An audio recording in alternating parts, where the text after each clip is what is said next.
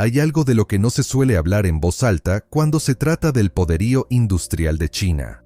El país que produce más bienes que cualquier otro en el planeta se ha enfrentado a una consecuencia que nadie previó: montañas de residuos capaces de sepultar ciudades enteras, pero en lugar de simplemente enterrarlo todo, China ha aplicado un enfoque que convierte la basura en billones de dólares. ¿Cómo lo hace exactamente? Eso es lo que veremos a continuación. Teléfonos, automóviles, edificios, ropa, paneles solares. Todo esto tarde o temprano se rompe, envejece y se convierte en residuo. Una batería muerta, un edificio derrumbado, una camisa vieja y un cubo de residuos orgánicos. Todo esto es absorbido por un gigantesco ciclo industrial que funciona con tecnologías que hasta hace poco parecían ciencia ficción. Empecemos por la fuente más inesperada de metales valiosos. No es una mina en las montañas, es una batería muerta de un vehículo eléctrico. Cuando un vehículo eléctrico llega al final de su vida útil, la mayoría de la gente ve un pesado bloque negro, pero en su interior hay litio, níquel, cobalto, manganeso, cobre y aluminio, metales que las empresas persiguen en los rincones más inaccesibles de la Tierra. Y alguien ya hizo todo el trabajo sucio por ellas, los extrajo, los purificó y los empaquetó.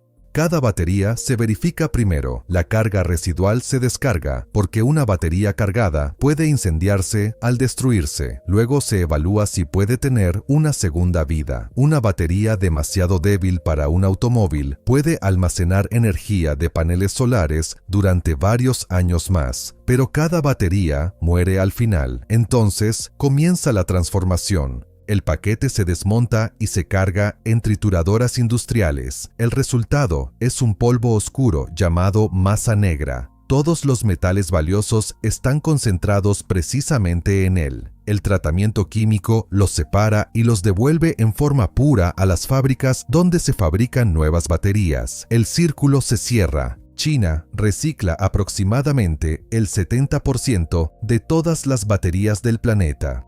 En la etapa de trituración, esa cifra se acerca al 80%. En la etapa de refinado, casi al 90%. Esto no es un experimento, es una infraestructura mundial construida por un solo país. En julio de 2025 entró en vigor una nueva norma nacional para la masa negra. Solo un mes después, dejó de considerarse residuo sólido y obtuvo el estatus de mercancía.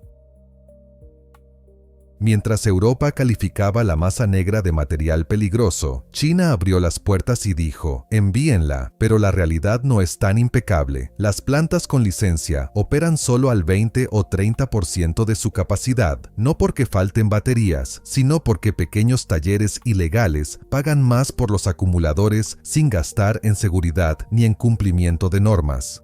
El sistema es enorme, pero funciona a media máquina. El siguiente material es todo lo contrario. Un panel solar fue diseñado precisamente para ser imposible de destruir. Un panel que ha funcionado durante 30 años es 20 kilogramos de vidrio, plástico y metal pegados herméticamente en una lámina monolítica. Por peso, 2/3 son vidrio y 1/6 es aluminio. Pero más del 60% del valor está concentrado en una finísima capa de plata dentro de las células de silicio. No es visible a simple vista. El marco de aluminio se retira fácilmente, pero la plata está encerrada entre capas de plástico y silicio. Para llegar a ella hay que calentar a temperaturas muy altas o disolver químicamente el adhesivo. Ambos métodos requieren enormes cantidades de energía y dinero. La misma resistencia que protegía el panel de las tormentas ahora lo hace casi imposible de desmontar. La ola de paneles viejos se acerca según lo previsto. Para 2030 se habrán acumulado unos 18 gigavatios de paneles agotados, alrededor de 1,5 millones de toneladas. Para 2040 la cifra podría crecer hasta 20 millones de toneladas. China instaló una enorme cantidad de paneles en poco tiempo y ahora están envejeciendo todos a la vez. Cuando un edificio se derrumba, queda una mezcla caótica de hormigón, acero, ladrillo, vidrio y todo lo que no admite clasificación.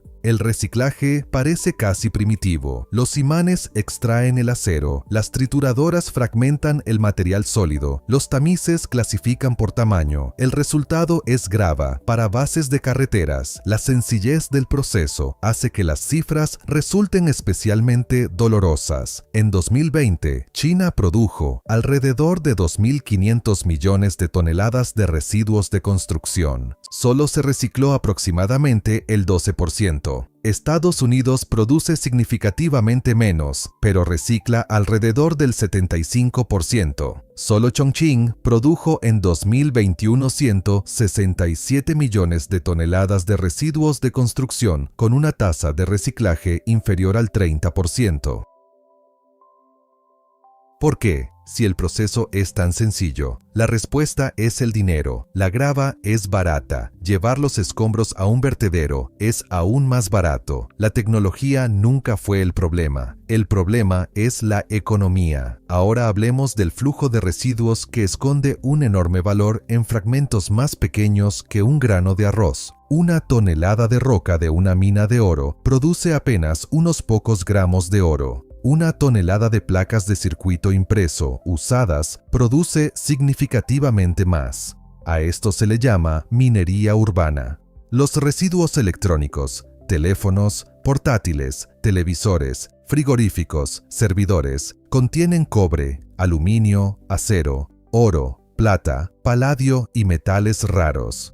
El reciclaje está organizado como una cadena de montaje, clasificación, desmontaje, imanes para el hierro, separadores de corrientes de Foucault para el aluminio, escáneres ópticos y luego fundición o disolución química para extraer los metales puros. Entre 2024 y 2025, unos 53 millones de aparatos y teléfonos entraron en canales de desmontaje estandarizados, un crecimiento del 12% anual. La economía funciona porque el oro y la plata son suficientemente valiosos para amortizar el costoso equipamiento. El siguiente material es mucho más obstinado. Si la etiqueta de tu camisa dice 60% algodón, 35% poliéster y 5% elastano, tienes en las manos una prenda que casi ninguna tecnología puede convertir de nuevo en tela normal. La mezcla de fibras aporta elasticidad y suavidad, pero hace el reciclaje casi imposible. Triturar la tela en fibras más cortas para aislantes es un camino sin retorno. Las fibras se acortan con cada ciclo hasta que se deshacen. El reciclaje químico es más prometedor. Una planta en la provincia de Zhejiang produce dimetiltereftalato reciclado con una pureza del 99,9%.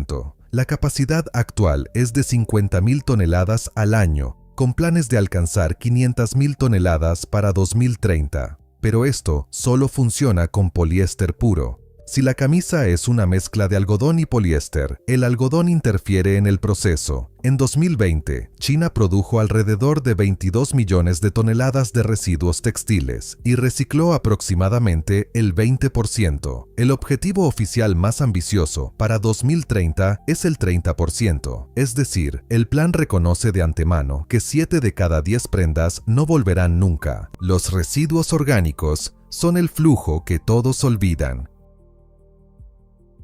En Shanghái, los residuos húmedos representaban alrededor del 60% de toda la basura doméstica. También son lo más destructivo que se puede mezclar con el resto de la basura. Pesados y mojados, destruyen cualquier material seco reciclable. Los residuos orgánicos no solo crean su propio problema, arruinan todas las demás soluciones. Basta con separarlos para que todo cambie. La tecnología se llama digestión anaerobia. Los residuos orgánicos se colocan en un depósito hermético sin oxígeno. Las bacterias producen biogás, metano y dióxido de carbono, que se quema para generar calor y electricidad. El 1 de julio de 2019, Shanghái introdujo la separación obligatoria de residuos en 4 categorías: orgánicos, reciclables, peligrosos y otros. Por una clasificación incorrecta, los ciudadanos se arriesgaban a multas de hasta 200 yuanes y las empresas de hasta 50.000. Al principio, los residentes protestaron. Luego ocurrió algo inesperado. Funcionó. el volumen de residuos orgánicos separados creció de 4.000 toneladas diarias a unas estables 9 o 10.000.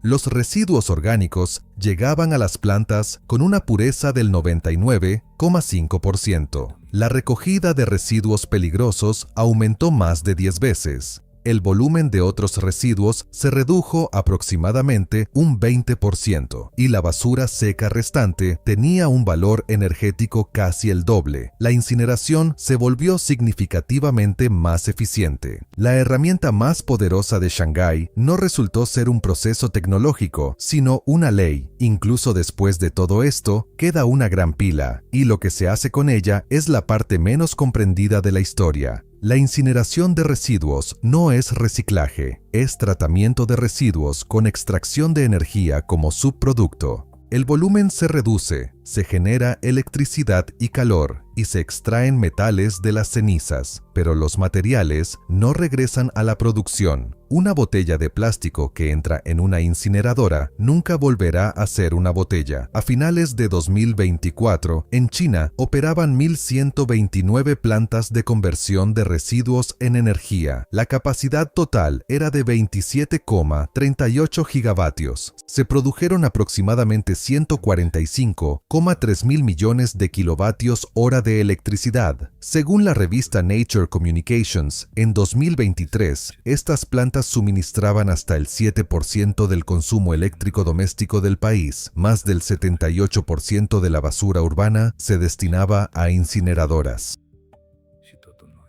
La proporción de vertederos se redujo al 13%. Los vertederos están cerrando. Los hornos están tomando el relevo. La separación de flujos húmedos y secos en Shanghái hizo que las incineradoras locales fueran significativamente más eficientes. La parte seca funciona casi como combustible. La parte húmeda va a los reactores para producir biogás. La clasificación mejora la incineración. La incineración se ocupa de lo que no puede clasificarse. Toda esta red es imperfecta. El dinero sigue siendo un problema para los plásticos mezclados y los residuos de construcción. Pero la dirección es clara. El país que producía más bienes que nadie está construyendo ahora sistemas para desmontarlos. Quizás este sea el principal desafío industrial del siglo que se avecina. Si te ha gustado este contenido, dale like y suscríbete. Y aquí va una pregunta para ti. Si tuvieras que construir un sistema de reciclaje para todo un país, ¿cuál de estos materiales considerarías el más difícil? ¿Las baterías, los paneles solares, los residuos de construcción o la ropa vieja? Escríbelo en los comentarios.